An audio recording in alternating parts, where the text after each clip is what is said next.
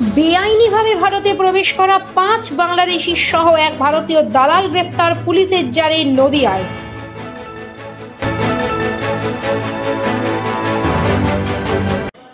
Our channel content only for education and information purpose. We do not promote any violence, criminal activity, crime against women, or self-injuries and communal disharmony.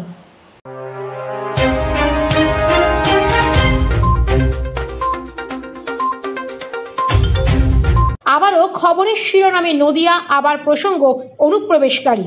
জানা যায়, বাংলাদেশে ফিরে যাওয়ার আগে আবারও পুলিশের জালে ধরা পড়ল ৫ বাংলাদেশি অনুপ্রবেশকারী।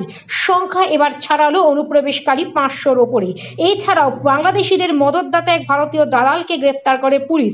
সূত্রের খবর, নদিয়ার হাঁসখালি থানার পুলিশের একটি বিশেষ টিম হাঁসখালি থানা এলাকার বারোচুপিয়া এলাকায় অভিযান চালায়। সেখানে ভারতীয় এক দালালের বাড়িতে গা ঢাকা দিয়ে থাকা ৫ বাংলাদেশিকে গ্রেফতার করে পুলিশ।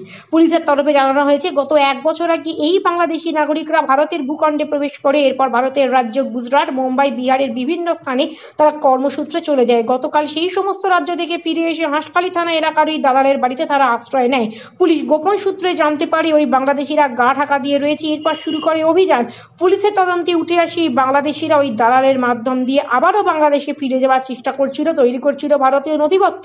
অতি সহজেই সীমান্তের চোরাপথ দিয়ে বাংলাদেশে যাওয়ার চেষ্টা ছিল তাদের। সেই চেষ্টা ব্যর্থ করল পুলিশ। অন্যদিকে বুধবার ধৃত বাংলাদেশিদের বিরুদ্ধে সংশ্লিষ্ট মামলা রুজু করে পাঠানো হয় রানাঘাট বিচার বিভাগীয় আদালতে। জানা গেছে, ধৃতদের নাম হান্নান মৃদা, রাবিউল মন্ডল, মিকাইল শেখ, রাব্বি শেখ, রিক্তা বেগম।